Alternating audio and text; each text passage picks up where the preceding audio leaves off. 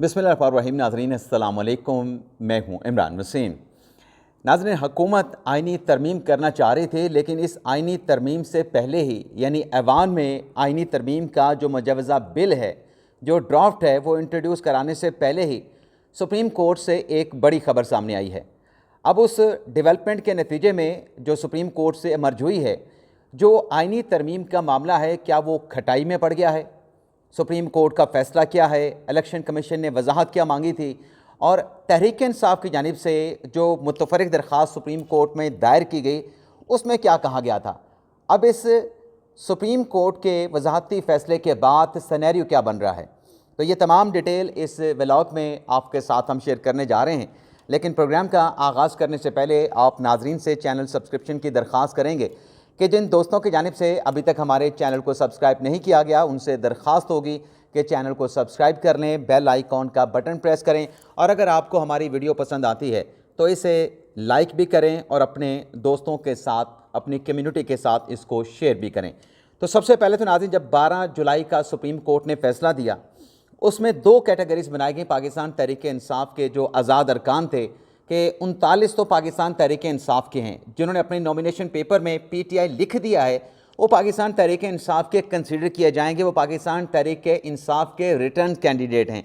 लेकिन जो 41 थे दीगर, उनके बारे में सुप्रीम कोर्ट ने 12 जुलाई के फैसले में ये कहा था कि ये अपना पार्टी वाबस्तगी का सर्टिफिकेट इलेक्शन कमीशन में जमा करवाएंगे, और जो मुतलका जमात है जिसमें ये जाना चाहते हैं, ये जो आज़ाद 41 अरकान हैं, वो पार्टी इनकी जो शमूलियत है उसको कन्फर्म करेगी, उसकी इंडोर्समेंट करेगी। तो वो जो 41 अरकान का मामला था, उस पर इलेक्शन कमीशन की जानिब से सुप्रीम कोर्ट में वजाहत की दरख्वास्त जो है वो दायर की गई थी कि इसकी वजाहत करें। 39 तो हमने डिक्लेयर कर दिए, लेकिन ये जो 41 हैं, ये तो सर्टिफिकेट दे रहे हैं एक सियासी जमात में जाने का, लेकिन जिस सियासी जमात में जाना चाहते हैं उस सियासी जमात का बुनियादी इंफ्रास्ट्रक्चर, यानी उसका इंट्रा पार्टी इलेक्शन है ही नहीं, उसका चेयरमैन नहीं है, उसका सेक्रेटरी जनरल नहीं है, उसका बाकी इंफ्रास्ट्रक्चर मौजूद नहीं है, तो ये जो सर्टिफिकेट दे रहे हैं उसकी इंडोर्समेंट कौन करेगा? और बुनियादी स्ट्रक्चर की अदम मौजूदगी में मजाज अथॉरिटी कौन सी होगी पाकिस्तान तहरीक इंसाफ की, जो उन सर्टिफिकेट को वैलिडेट करेगी? ये दरख्वास्त सुप्रीम कोर्ट में इलेक्शन कमीशन ने 12 जुलाई के फैसले के गलबन कोई 15 से 18 रोज़ के अंदर सुप्रीम कोर्ट ऑफ पाकिस्तान में दायर कर दी थी। ये जो आज फैसला है ना, जिसमें एक नुक्ता ये कहा गया है कि अदालती फैसले पर अमल दरामद के में अगर ताख़ीर होती है तो उसके संगीन नताइज हो सकते हैं। तो यहाँ पे एक सवाल ये ज़रूर उठ रहा है कि इलेक्शन कमीशन तो बहुत पहले इस वजाहत के लिए सुप्रीम कोर्ट से रिज्यू कर चुका था। अब इस वजाहती दरख्वास्त के ऊपर फैसला आने में, वजाहती फ़ैसला आने में ताख़ीर हुई है, तो उसके नताइज क्या इलेक्शन कमीशन को फेस करना पड़ेंगे? यानी जुलाई में फ़ैसला आता है, अगस्त के पहले हफ्ते में ग़ालिबन इलेक्शन कमीशन जो है वो वजाहत की दरख्वास्त दे देता है, इलेक्शन कमीशन नज़रसानी की दरख्वास्त दे देता है, तो क्या इसके नताइज इलेक्शन कमीशन पे हो सकते हैं? फ़ैसले में नाज़ ये कहा गया है कि जिन पाकिस्तान तहरीक इंसाफ के अरकान की जानिब से अपने सर्टिफिकेट जमा करवा दिए गए हैं आज़ाद अरकान की जानिब से, वो पाकिस्तान तहरीक इंसाफ के कंसिडर होंगे। जो रेलिवेंट पैरा है नाज़ी, मैं आपको पढ़ देता हूँ। उस फैसले में कहा गया कि as per the position so determine the said return candidates, यानी जिन्होंने सर्टिफिकेट जमा करवा रखे हैं, were are the return candidate of Pakistan Tehreek Insaf, 10 member of the parliamentary party PTI in the national and the provincial assembly, यानी जो सर्टिफिकेट जमा करवा चुके हैं वो पाकिस्तान तहरीक इंसाफ के कामयाब उम्मीदवार हैं, और वो जो कौमी असम्बली है और सूबाई असम्बलियाँ हैं उनकी पार्लिमानी पार्टी का भी हिस्सा है। यानी अगर ये जो पीटीआई के डिक्लेयर किए गए हैं, ये अगर अपने पार्टी पॉलिसी से इनराफ करते हैं और इनराफ करके एक दूसरी सियासी जमात को वोट कर देते हैं, जिनको वोट डालने से पार्लिमानी पार्टी के लीडर ने मना किया है, तो इन पे यानी मतलब ये है कि आर्टिकल 63A का इतलाक भी होगा, यानी वो डिस्क्वालीफाई हो सकते हैं, उनका वोट भी गिनती में शुमार नहीं होगा। और फिर ये कहा गया है the list requisite to be issued by the commission in terms of paragraph 8 फलां फलां फलां is nothing more than a ministerial act, यानी जो लिस्ट वेबसाइट पे इलेक्शन कमीशन ने जारी करनी थी वो मिनिस्टेरियल एक्ट से कुछ ज़्यादा नहीं थी। For the information and convenience of the all concern and has no substantive effect, ये कह दिया गया कि सिर्फ आपने एक मिनिस्ट्रियल काम करना था, एक डाक खाने का इलेक्शन कमीशन का रोल था, वो सर्टिफिकेट आने थे, एक जमात ने क्लैरिफिकेशन करनी थी। क्योंकि इस फैसले में ये भी कहा गया है कि पाकिस्तान तहरीक इंसाफ इनलिस्टेड सियासी जमात है पाकिस्तान तहरीक इंसाफ में। और फैसले में कहा गया है कि इलेक्शन कमीशन ने ये पोजीशन, जब सुप्रीम कोर्ट में मखसूस नशिस्तों की समाअत चल रही थी, ये पोजीशन पाकिस्तान तहरीक अपने इलेक्शन कमीशन की थी कि तहरीक इंसाफ इनलिस्टेड सियासी जमात है इलेक्शन कमीशन ऑफ पाकिस्तान में।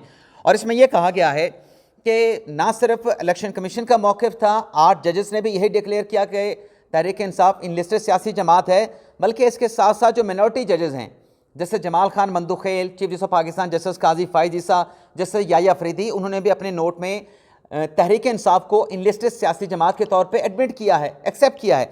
अब फैसले में ये कहा गया है कि ये जो वजाहत की दरख्वास्त इलेक्शन कमीशन ने दायर की है, ये ताख़ीरी हरबा है, ये इलेक्शन कमीशन ने कन्फ्यूजन पैदा की है। और जो पोजीशन इलेक्शन कमीशन की ऑलरेडी है, यानी जो बैरिस्टर गौहर अली ख़ान ने इलेक्शन कमीशन में जो ख़तो किताबत की, दोनों के माबैन जो ख़तो किताबत होती रही, उसमें बैरिस्टर गौहर अली ख़ान को पाकिस्तान तहरीक इंसाफ का चेयरमैन माना गया है। तो जब बैरिस्टर गौहर अली ख़ान को इलेक्शन कमीशन तहरीक इंसाफ का चेयरमैन रिकनाइज़ कर रहा है, तो फिर कैसे इलेक्शन कमीशन अपनी जो ऑलरेडी ली गई पोजीशन है उससे कैसे इनराफ कर सकता है, उससे यू टर्न कैसे ले सकता है? ये नाज़रीन इस फैसले में कहा गया है। और फिर इस फैसले में भी कहा गया है कि जो 12 जुलाई का फैसला है वो बड़ा क्लियर है और ये पाकिस्तान तहरीक इंसाफ के डिक्लेयर पाएंगे। लेकिन यहाँ पे नाज़रीन अब बात आ जाती है कि क्या इस फैसले के बाद जो आइनी तरमीम हुकूमत लाना चाहती है, क्या वो खटाई में पड़ गई है, उसके रास्ते में कोई रुकावट आ गई है? तो नाज़रीन आपको बताते चलें कि एक तो नाज़रीन डेवलपमेंट ये है कि जब ये 12 जुलाई का फैसला सुप्रीम कोर्ट की जानिब से जारी किया गया, बाज़ार ऐसा लगता है, करक्स पहले आपके साथ शेयर कर देते हैं कि आइनी तरमीम वाला जो मामला है वो खटाई में नहीं पड़ेगा। आइनी तरमीम हुकूमत ला सकती है, कैसे ला सकती है उसकी डिटेल मैं अब आपके साथ शेयर करने जा रहा हूँ। उसमें नाज़रीन एक तो ये है कि जब ये 12 जुलाई का फैसला आया तो हुकूमत की जानिब से इस फैसले के हवाले से इलेक्शन एक्ट 2017 की वजाहत के हवाले से एक कानून साजी की गई, जो कि कौमी असम्बली से पहले पास हुई और फिर सेनेट से भी उसको अप्रूव करवाया गया। उसमें क्या था नाज़रीन? उसमें यह था कि एक मरतबा अगर पार्टी की जानिब किसी उम्मीदवार की जानिब से जो वो जीत जाता है, आज़ाद हैसियत में इलेक्शन लड़ता है, जीत जाता है और वो अपना सर्टिफिकेट दे देता है कि वो फ़लाँ सियासी जमात में शमूलियत अख्तियार कर चुका है, जैसा कि यहाँ पे ये पोजीशन बनी थी कि 8 फरवरी 2024 के इलेक्शन में जो PTI की सपोर्ट के साथ उम्मीदवार जीते थे, वो जीतने के बाद तहरीक इंसाफ में शामिल नहीं हुए थे, वो जीतने के बाद सुन्नी इत्तेहाद कौंसिल में शामिल हो गए थे। अब सुन्नी इत्तेहाद कौंसिल में शामिल होने का उन्होंने सर्टिफिकेट दिया था। हुकूमत ने कानून साजी ये की थी कि एक मरतबा आपने सर्टिफिकेट दे दिया तो आप अपनी जो वाबस्तगी है, पार्टी वाबस्तगी, अब जिस पार्टी में आपने शमूलियत अख्तियार की है उसको आप चेंज नहीं कर सकते। चेंज करेंगे तो आप डिस्क्वालीफाई हो जाएंगे। तो एक तो नाज़रीन वो कानून साजी आ चुकी है। इस फैसले के बाद उस कानून साजी का इतलाक़ भी देखना पड़ेगा कि किस हद तक होता है नहीं होता है, तो एक तो वो पोजीशन भी रहेगी। दूसरा नाज़रीन जो इतलात आ रही हैं कि चलें सुप्रीम कोर्ट ने जिन अरकान की जानिब से सर्टिफिकेट जमा करवाए जा चुके हैं, आज़ाद अरकान की बात हो रही है और कौमी असम्बली के अरकान की बात हो रही है, क्योंकि जो रेलिवेंट हैं आइनी तरमीम के लिए वो कौमी असम्बली के अरकान असम्बली हैं। तो जिन लोगों ने अपने सर्टिफिकेट जमा करवा दिए हैं उनके बारे में तो सुप्रीम कोर्ट ने डिक्लेयर कर दिया कि वो पाकिस्तान तहरीक इंसाफ के हैं, पाकिस्तान तहरीक इंसाफ के थे और उनका इलेक्शन कमीशन ने एक मिनिस्ट्रियल एक्ट करके उनको बताना था। सुप्रीम कोर्ट अपना फैसला वाज़ेह तौर पे दे चुकी थी कि ये PTI के हैं और इलेक्शन कमीशन का सिर्फ एक किरदार पोस्ट ऑफिस का था। लेकिन इसमें नाज़रीन जो इतलात आ रही हैं कि 6 अरकान ऐसे हैं जो 41 की कैटेगरी में आते हैं, जिनकी जानिब से अपने जो पार्टी वाबस्तगी के जो सर्टिफिकेट्स हैं वो इलेक्शन कमीशन में जमा ही नहीं करवाए गए थे। यानी उनकी तरफ से कोई सर्टिफिकेट जमा करवा के इलेक्शन कमीशन को आगाह करना कि हम पाकिस्तान तहरीक इंसाफ से हैं, पाकिस्तान तहरीक इंसाफ का हिस्सा बन चुके हैं, तो ऐसी कोई अटैम्प्ट जो है वो उनकी जानिब से की नहीं गई, ऐसी कोई अटैम्प्ट उन्होंने की नहीं। तो अब सूरत हाल ये है कि वो जो 6 हैं, 41 में से 6 निकाल दें तो 35 तो पाकिस्तान तहरीक इंसाफ के डिक्लेयर हो जाएंगे। लेकिन वो भी डिपेंड करेगा जो कानून साजी हुकूमत ने की है, क्या वो एक्सेप्ट होगा, उस कानून के बाद वो PTI के डिक्लेयर हो सकते हैं। लेकिन जो 6 हैं उन्होंने तो कभी ये सर्टिफिकेट इलेक्शन कमीशन में जो इतलात आ रही हैं कभी जमा करवाया ही नहीं कि वो पाकिस्तान तहरीक इंसाफ के हैं, तो वो तो आज़ाद ही रहेंगे। एक सर्टन पीरियड के बाद जो डेडलाइन, जो टाइम फ्रेम सुप्रीम कोर्ट ने दिया था, जो टाइमलाइन सुप्रीम कोर्ट ने सेट की थी, उस दौरान उनके वो सर्टिफिकेट्स नहीं आए थे, तो वो 6 तो आज़ाद ही हैं। अब वो जो 6 हैं, हुकूमत के पास कौमी असम्बली में जो पोजीशन है वो 222 है, 224 उनको चाहिए, 221 हैं या 224 चाहिए, 222 हैं या फिर 225 उनको चाहिए।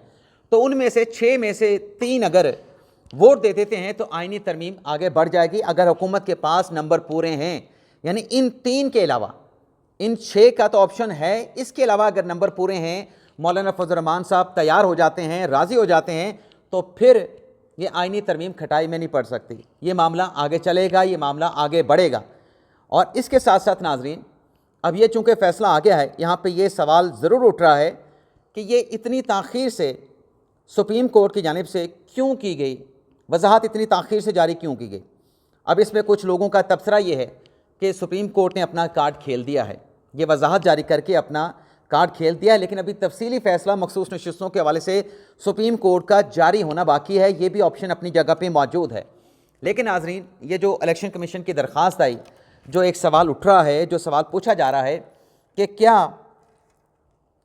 ये जो वजाहत की इलेक्शन कमीशन की दरख्वास्त थी, जिस तरीके से इसके ऊपर चैम्बर में बैठ के ऑर्डर जारी कर दिया गया, वजाहत जारी कर दी गई, क्या ये ज़्यादा मुनासिब नहीं होता कि आप इस पर फैसला जारी करने से पहले आप नोटिस करते, इलेक्शन कमीशन को नोटिस करते, तहरीक इंसाफ की दरख्वास्त आई, मुतफरिक दरख्वास्त आई, तहरीक इंसाफ को नोटिस जारी कर से उनसे जवाब मांगते, अदालत लगाते। क्योंकि एक मरतबा जब इसी मामले पे हमने बात की थी, उस पर मंसूर शाह साहब ने कुछ और बात की थी।